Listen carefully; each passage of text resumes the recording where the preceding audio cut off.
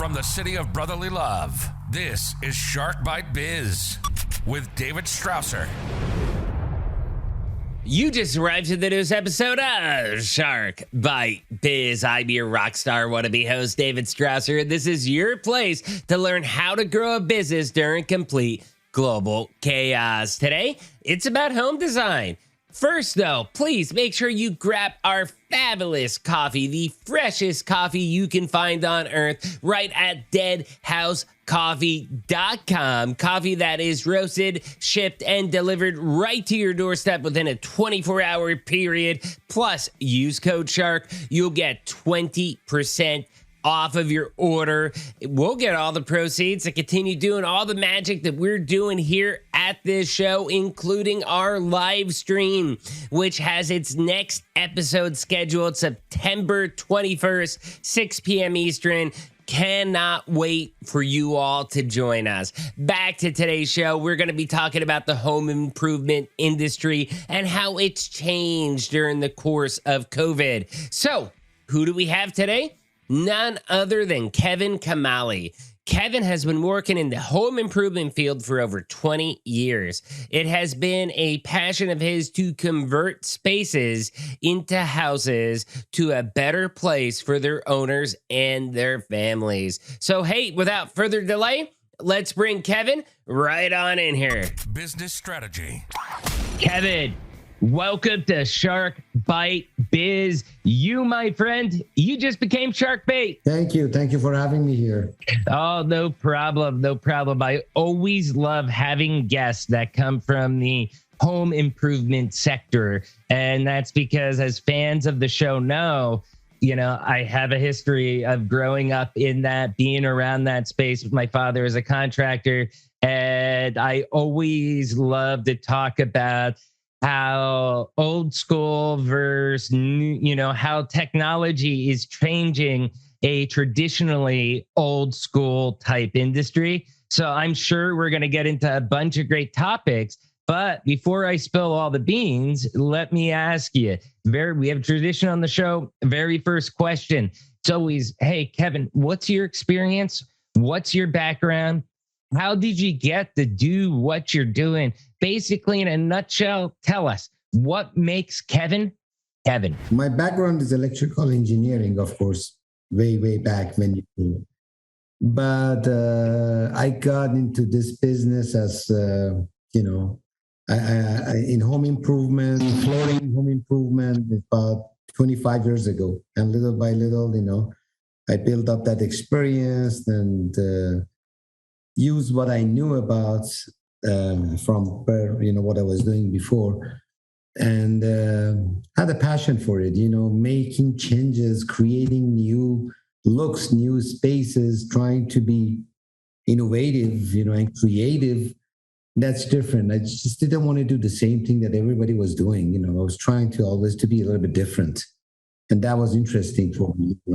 Being different is good. I mean, a lot of people are like, being different's bad. But for me, I've found success in my career throughout my whole life being that person that is different, that I'm not from the same mold as everybody else. That, yes, I'm a little quirky, I'm a little corny, I'm a little different than people. I'll say things that other people can't say, but I can say it in a way that'll make people laugh. And they're like, oh my God, did he just say that? But in a good way. That's how I'm different. And I look at things through a fresh perspective. Would you say that that's what you kind of offer as well, too? Yeah, same thing. I meet a lot of different people as clients, as homeowners. Same exact thing as you said. Sometimes in the beginning, people even have an attitude. They don't know you. You enter a house, you're a stranger, I have to break that ice in different ways, even with a joke, sense of humor or something. You got to get into talking to people, making connection, being different. I'm not going to go there and do this like, dry old school way. Yes, ma'am, I'm here to we do this, and bye. You walk out. It's different, You have to interact. You have to make connection and, And that's all you have to observe. You got to observe and then react to the situation. Especially in your industry, because you're in the home improvement area. And I'm not trying to, throw you all under the bus, but it's one of those areas that really makes people nervous, and gaining trust with the client that, yes, we're going to go in, we're going to do what we say we're going to do, and we're going to do a job that's on time, that's on budget, and meets your expectation. Selling that credibility is tough. It is a lot of times, because then people also have the same attitude, like, oh yeah, you're going to give me my I'll just say bathroom right now, but you're going to give me my dream bathroom, but you're like 1.5 to 2 times more expensive than everybody else. You're ripping me off. And then you have those types of complaints. I mean, it's a difficult industry to be in. I'm in software right now with ERP sales at Vision 33 for SAP, Sage, stuff like that. And we go through the same exact type of stuff. Like, are you one of those fly by night people? And then you're selling us the software, and then you're just going to give us a janky system and then disappear? Or are you actually going to be there to take care of us and be our partner? I'm sure there's some of the same hurdles that you have. It is. I mean, there are a lot of horror stories out there about contractors, and people have had bad experiences too. I mean, as you said, but I do throw myself under the bus first, and I get myself out of it. I always talk about worst case, let me tell you that way. But I know how to get it out. I talk about all the issues, the worst case scenarios, I'll bring it up, honestly, talk about it. But I also talk about solutions, how to avoid it. Right. That is absolutely 100% true, because if you're telling somebody that everything's all unicorn and rainbows, guess what? Your credibility is shot. So like in the software world, I tell them, yes, hey, we've done thousands of implementations that have been on time and on budget. Now, have we had problems? Yeah, we've had a couple projects that blew up on us, that turned into major escalations, that did not have happy endings, but we were able to get in there eventually, get the ship righted, and get them in a good spot. When you get into a place like software, just like home improvement, okay, you're not going to have everything that's rainbows. There's going to be things that go wrong. It's like if you're starting to rip apart a wall, you're assuming, oh, well, this house was only built 10, 15 years ago. So the wood in it, the framing's probably good yet. But then once you actually start ripping out the wall, you're like, oh, crap, it's actually full of mold, or it's rotted. And then you have that change order to add in all that additional money. And they're like, oh, why didn't you guys know about this? Why didn't you know what I mean? And that's how you establish your credibility, right? Yes. But the key point is communication. You got to communicate. Even in worst case scenarios, in the worst situations, you just got to talk. You got to communicate. If you go forward rather than trying to hide away or, try to avoiding it, it's going to make it worse. That's the thing. Things happen. Nothing is perfect. But if you show up and try and show that you're trying to fix it, you're trying to take care of it, and you communicate with most people are understanding, They are, but it does come down to communication. So that is a super important topic that you just brought up, which is communication itself. In this day and age, it seems like so many people are so afraid of just picking up the phone and talking to people. They'd rather text, they'd rather email. And doing text or email, one, I mean, it's so ingenuine. Two, because you can easily misinterpret or misread the text to think it means one thing when it means another thing. Whereas if you just had one phone conversation for 2 minutes, you could have built the confidence, gave them the warm and fuzzies, and bam, it would be done and over with. How has that affected your business being in this digital transformation age? Well, yeah, we do communicate a lot. Sometimes we text and email, but it's more for, simple certain things as far as scheduling, what's going to happen, very simple. But if you want to talk about an issue or you want to explain about how a process is, I personally prefer even to meet, not even a phone call, because this is not what people do. That's why they have hired me to do it. It's not their expertise. Even over the phone, they might not get it all. They don't understand all of this because they would have done it themselves. Why would they hire me? Seeing is believing. So showing, I assume when you say meet, you and me, we're meeting today, but we're meeting over Zoom. So do you do a lot of Zoom calls in your industry? How have you adopted? Yeah, we do Zoom calls here and there sometimes as follow up, as sometimes over small things. Yes, we do Zoom meetings actually almost a couple of times a week. But certain things on project, on site, like I have to be there to show certain things, explain certain things. I gotta go and stop by. That cannot happen with Zoom. Because when we are working with designs or plans and stuff, it can go over Zoom. Do that all in Zoom. It depends. You're the co-founder of a very successful, business in the home improvement industry. How hard has it been for you during COVID? Like once, you had 2019, you had your 2020 business plan all scheduled out. You're like, oh, we're going to have year over year growth. This is going to be monstrous, blah, blah, blah. March of 2020, you threw that marketing plan, that P&L, that everything just went out the window because everything changed. Walk through what your industry, what your business felt since March of 2020 and how business has evolved and the change up until now. Well, it did really die down, in the first few months of COVID, and it was pretty slow. Of course, we had a lot of projects on hand that we had to execute. Kept us busy, but by the middle of 2020, as everybody was stuck at home, people start thinking about home improvement.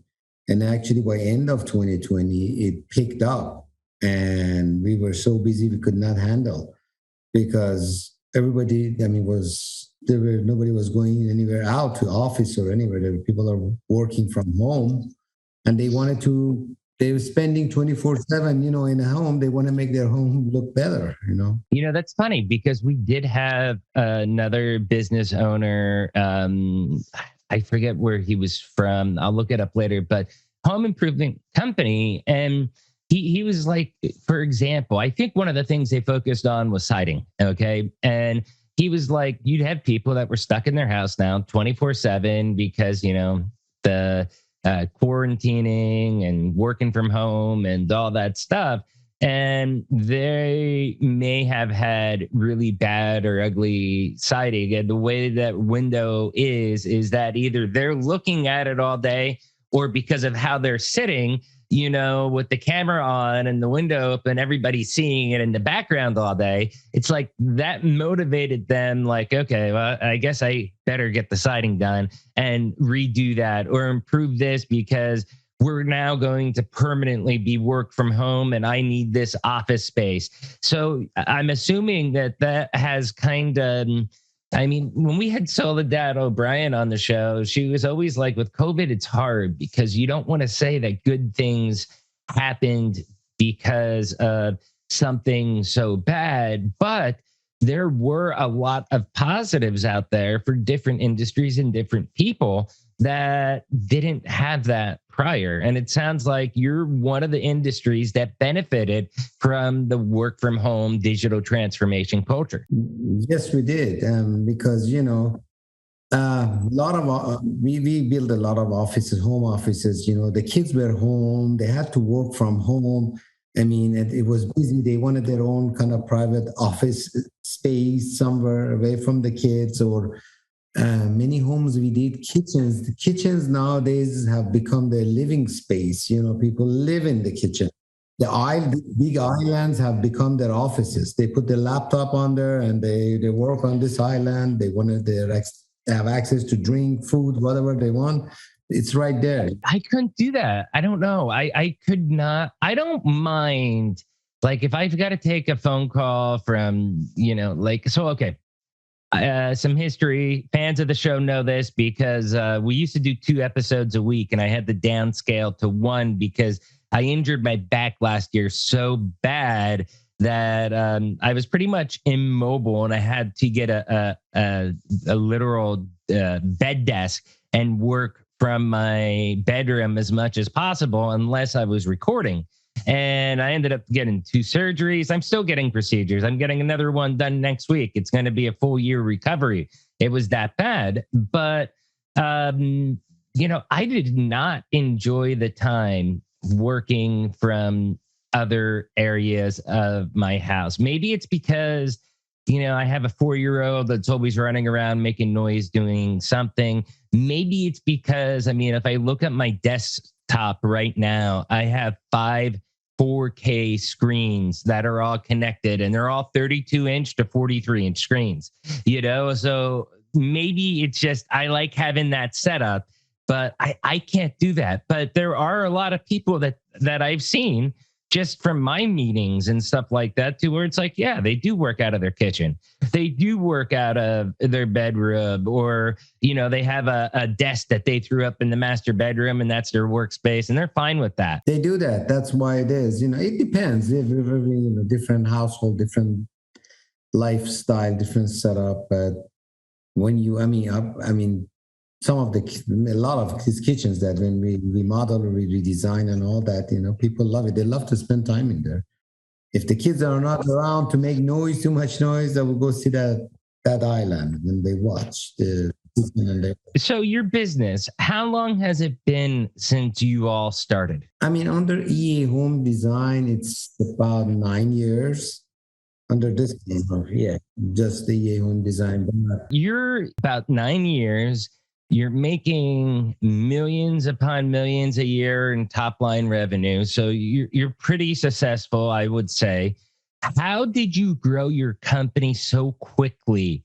And how do you think other business owners can perhaps do the same in their areas? You got to think a little bit, out of the box. You got to kind of update yourself. Try to something. We are all digital. We went all digital. We don't use a piece of paper in our company. Everything is on cloud. Even our floor plan, drawings, pictures, everything is a cloud access. We do our contracts. Everything is all electronic. We do not use a piece of paper. All of our marketing is digital. We have never ever sent a piece of paper to anyone's house. No, so annoying. I just throw it in the trash when I get it. Exactly. Everything is digital with us. Everything we try to learn about new things as far as we have done, from smart lighting, smart under cabinet lighting, a lot of different features, and using technology to be different. These are what makes you different, and people like it. In short, it sounds like your goal, I guess not your goal, but the way that you achieved growth was actually through digital transformation and the adaptation of technology, because you're doing smart homes, you're using cloud software, cloud stuff for your business. You're not dependent upon 5 different servers running in a closet some spot. You're totally digital in all aspects, from marketing to sales to invoicing to everything. And do you think that's really made a huge difference for you? Well, it did. It makes it more. It helps to build the system easier, and rather than having 20 filing cabinets, and have 3 more people to organize and manage them. It's much easier. It's about efficiency. Make you more efficient. Make you even using different calendars, reminders, notes that always you can track, follow up, and remind you. You never forget things, but it's just all there. You're in.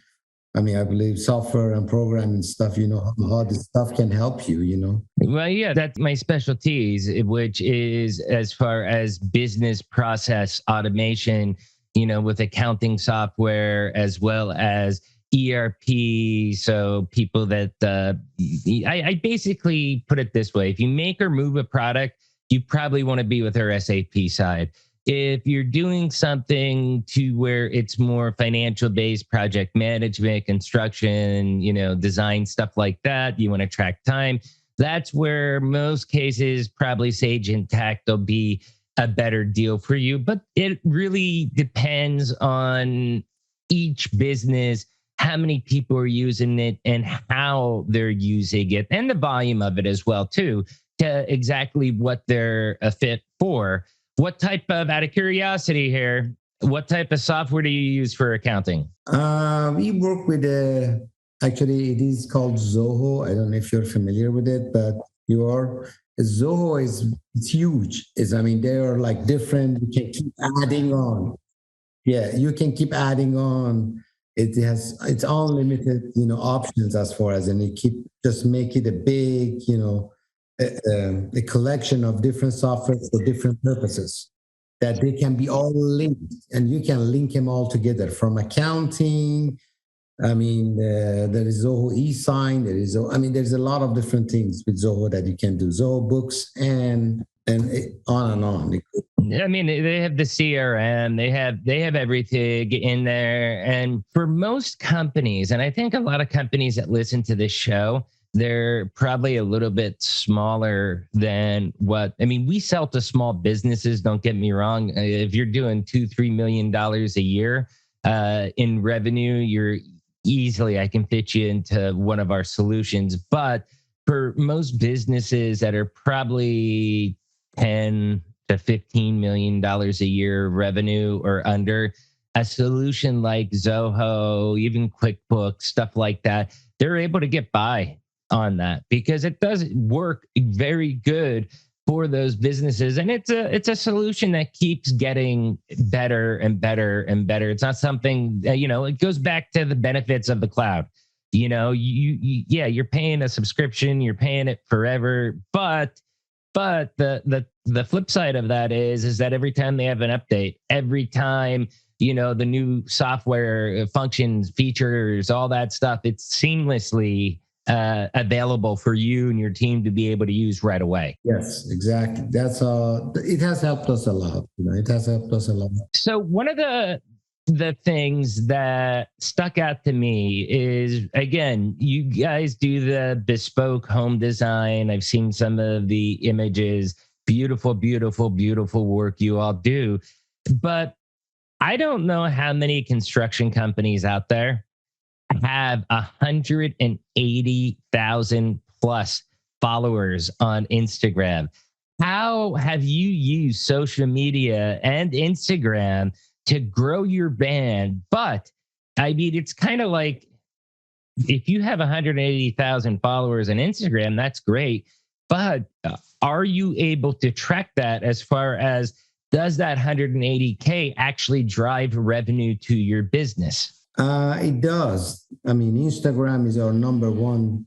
It's go for marketing, and we get a lot of leads from. That's the highest amount of leads we get it through Instagram.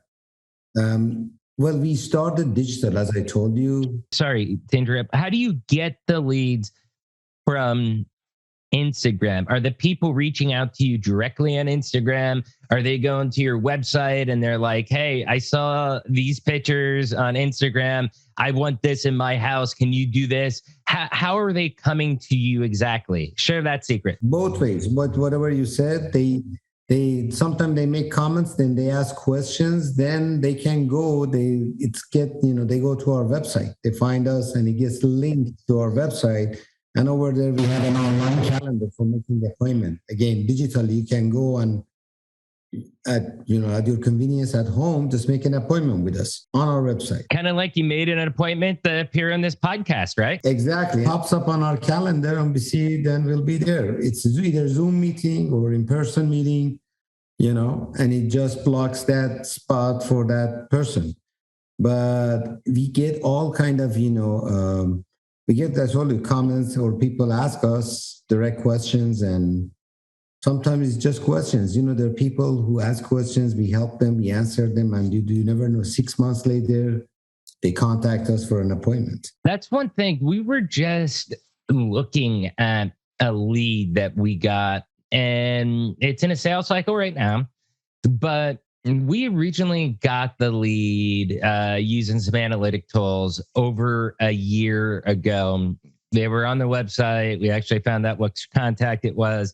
We had the sales rep chase him out, and the sales rep didn't get any traction. So the way that we run our sales reps is we want them on active sales cycles deals.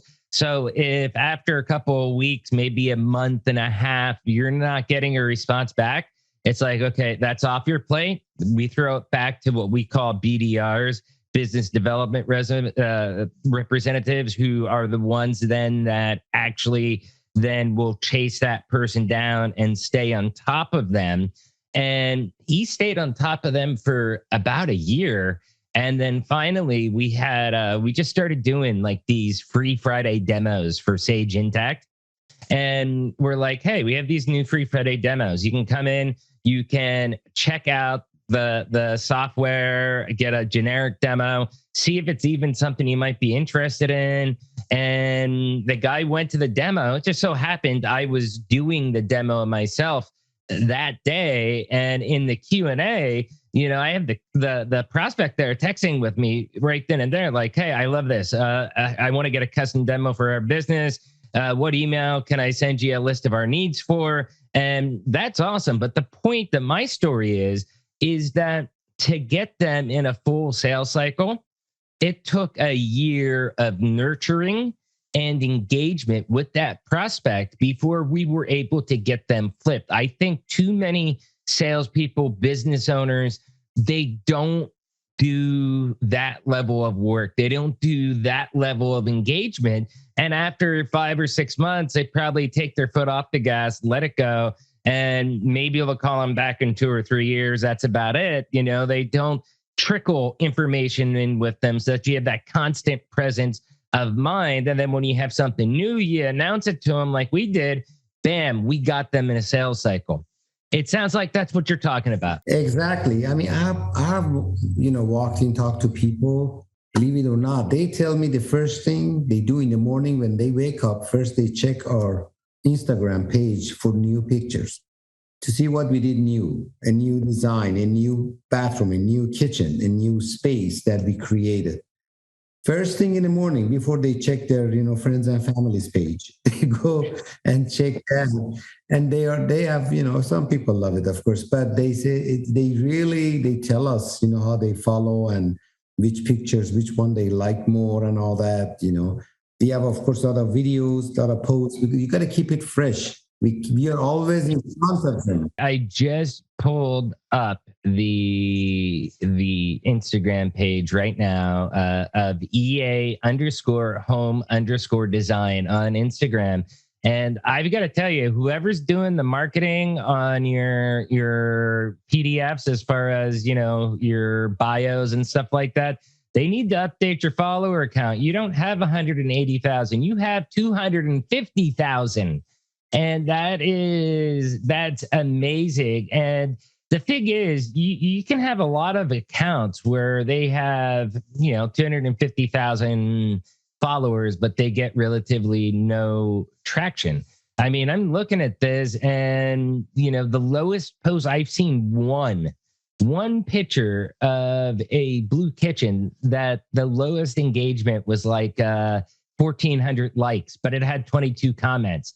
And then there's, most things have a couple thousand of likes with a couple dozen, for the most part, comments on each one. That's really, with how the algorithms work right now, that is really, really good engagement. And I would say that you're doing it right. You're doing it the way that it's meant to be. Yeah, especially in home remodeling. There is not a lot of companies in design and remodeling that they doing this, or they have as many as followers as we do.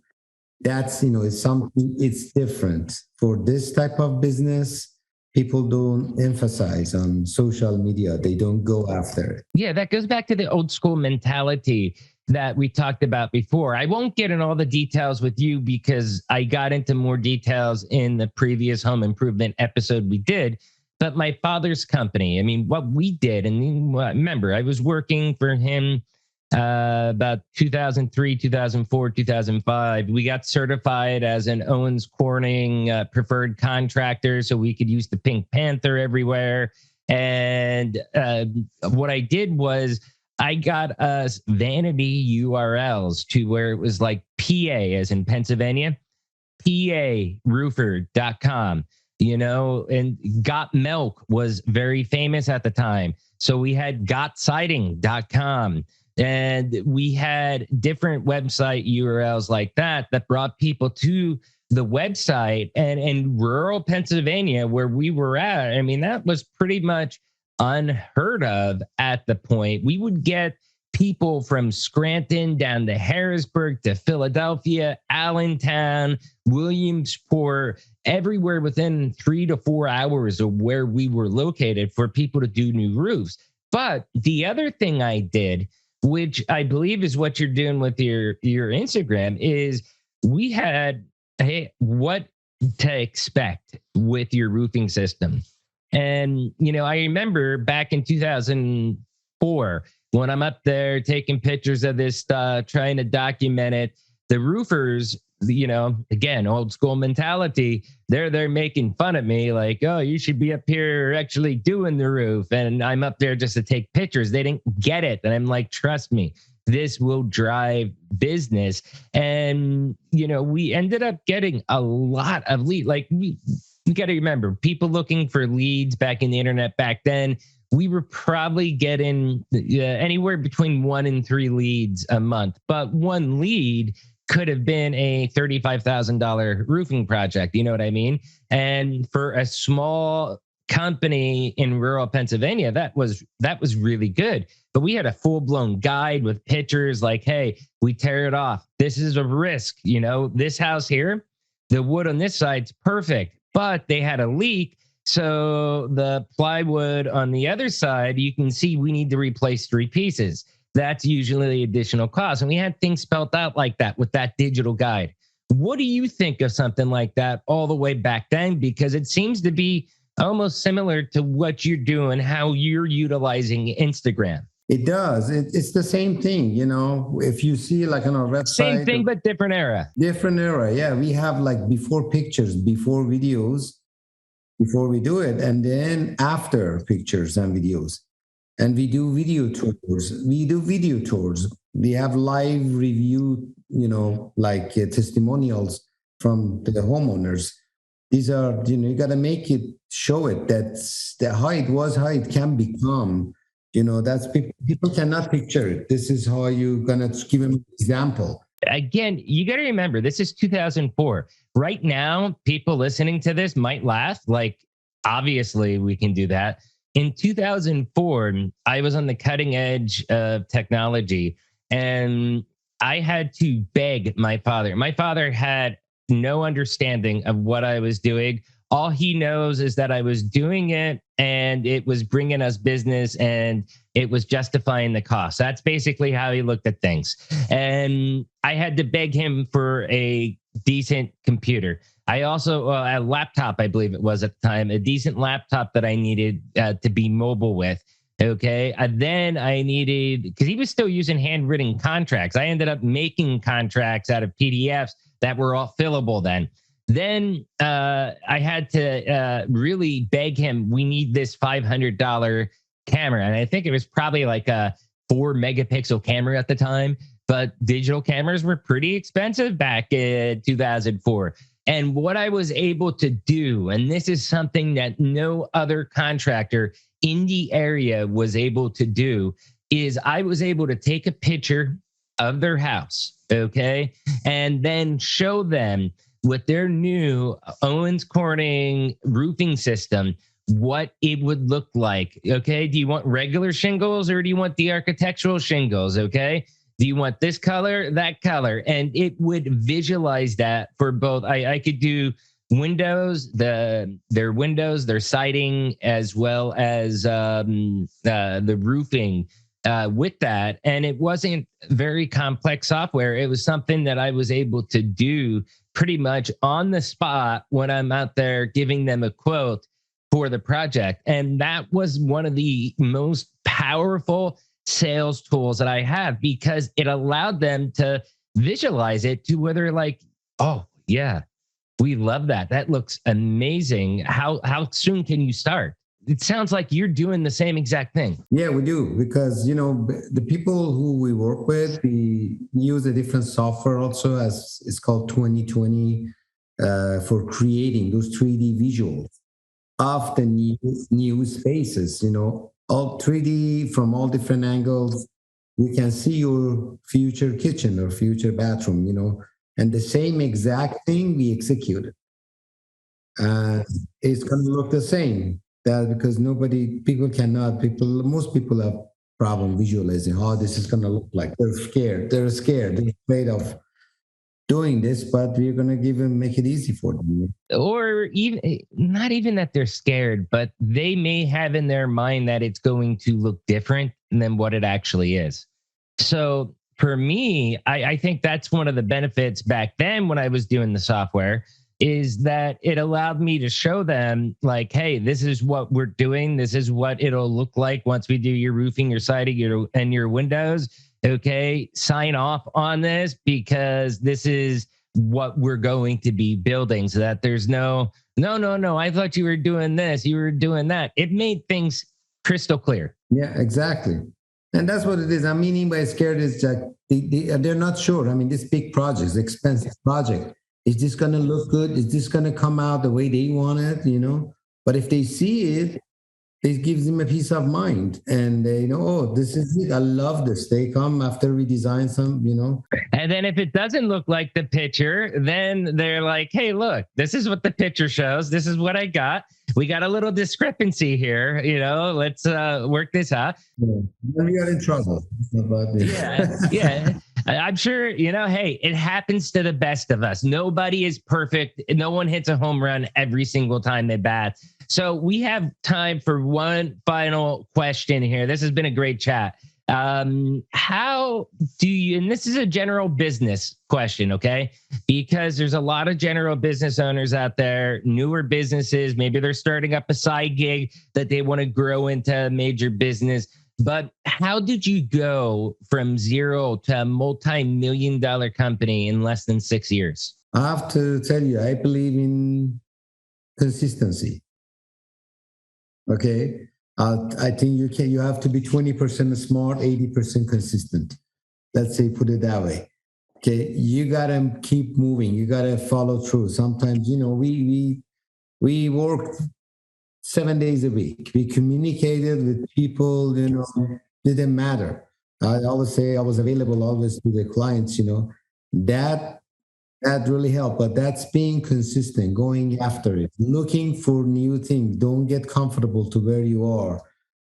Try to always look for. Being comfortable is the worst thing ever. I have the saying that one of my mentors taught me: if you're not going forward, you're going backwards. And that just means that if, you're being consistent, say I'm a sales rep, and, I'm hitting one sale a month, which is what's expected of me.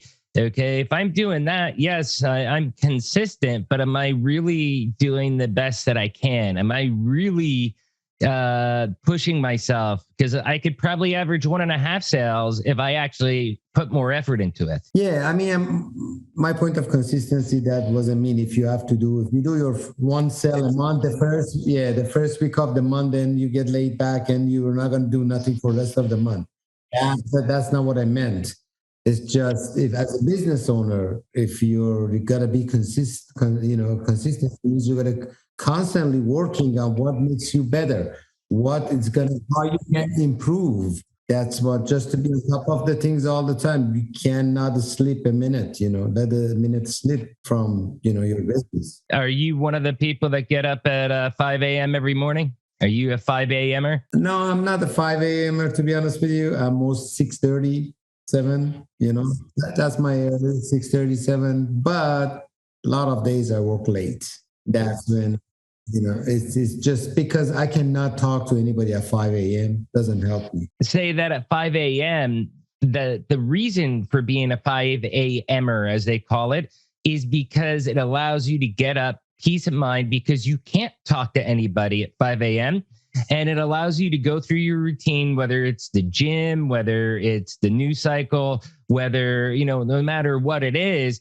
So that way, and also to plan out your day so that then once you start getting 7, 8, 9 o'clock, you're already in full gear. You're a head start because those people are just starting to wake up. That is true. But I plan my every day the day before.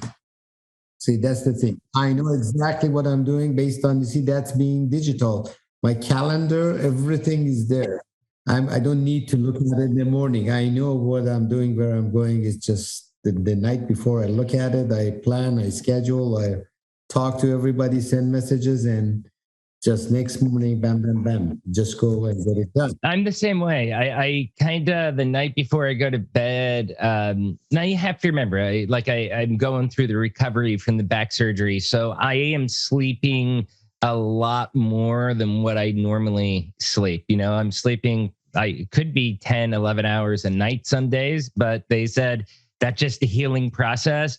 Now, recently, it started to get, instead of the 10, 11 hours, I'd say in the last month, because I am starting to get better, it's probably closer to around 9-ish hours a night. And there's been a couple more where it's been like 6 or 7 hours, because I used to sleep about 6 hours a night, maybe 7 if I was really tired. But first thing I do right before I go to bed every night is I check my calendar for the next day to see what I got planned.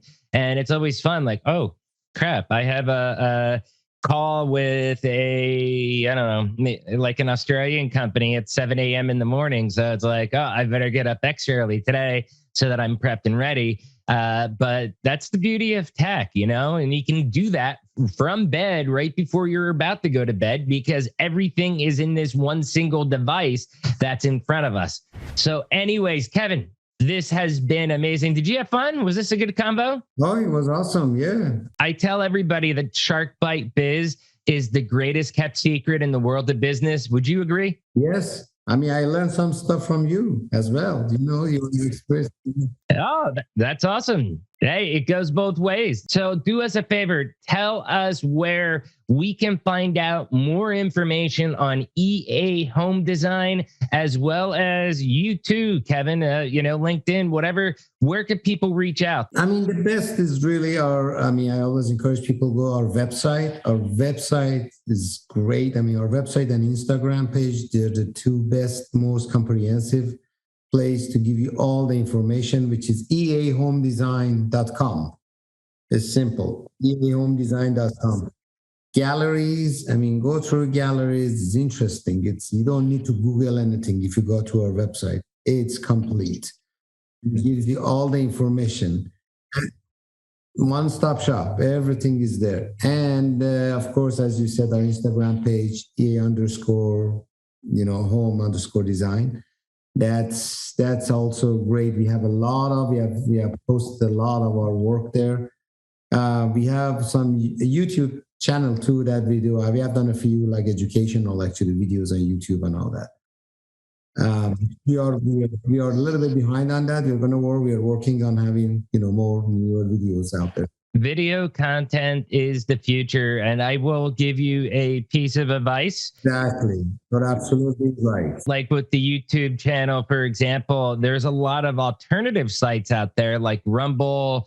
There's sites like Odyssey, stuff like that all you have to do is connect your YouTube channel to them, and instantly it'll import all those videos. So that way people that only go to Rumble or only go to Odyssey or some of those other sites, they're able to discover your brand as well too. And it's no extra effort for you, just automatically integrates once you connect it.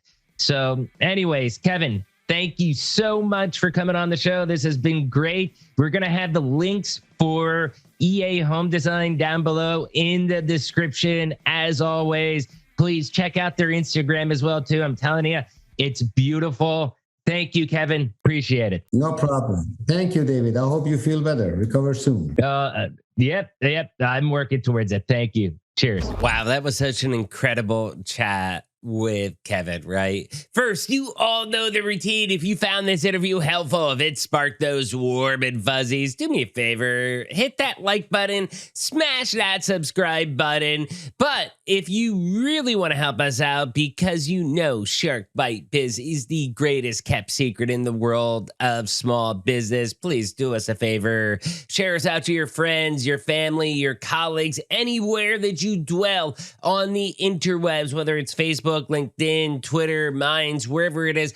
I'd love to see nothing more than Kevin, EA Homes, and Shark Bite Biz out there trending. Now let's get back to our rock star guest, Kevin. Such an amazing conversation discussing how home improvements, design, and really just making living spaces for people, more, I don't know, homey, I guess you could say, to really give people a feeling that it's their house, it's their space, especially with all the work from home going on right now. That is a really good feeling. I know I'd love to have somebody like EA Home Designs come in my house and change some things up for my own personal home office and stuff like that. So that is incredible what you all are doing and helping people feel more comfortable in their own houses. Kevin,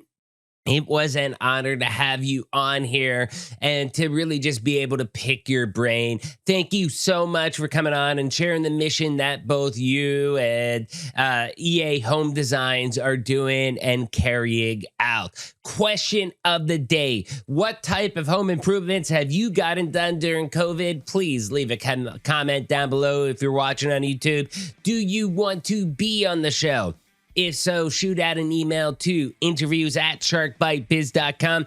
Remember, if you're watching on YouTube, join the channel. $3 a month. You can become a baby shark, or head on over to deadhousecoffee.com where you can get our fresh coffee delivered right to your doorstep for only, dirt cheap. If you use code SHARK, you'll get 20% off of your order. Okay, we'll get all the proceeds to keep doing the magic that we're doing here at Shark Bite Biz, including our live stream that is going to be airing on September 21st at 6 p.m. Eastern Time right here on YouTube. Make sure you join me and Adita Pine right here for a live show talking about news, business news, tech news, all that type of stuff, the hot topics of the day we're going to tackle, and we're looking forward to your super chats. So you all know this by now, but I'll say it once again. I'm David Strausser.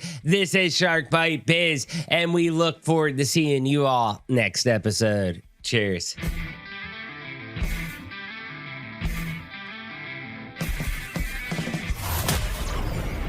Thank you for listening to Shark Bite Biz. We hope you got some insightful info from this podcast. Be sure to subscribe to us through your favorite podcast app and visit us on the web at www.sharkbitebiz.com. How has business changed for you in the 20s? Email us at podcast@sharkbitebiz.com so you can join us and share your story.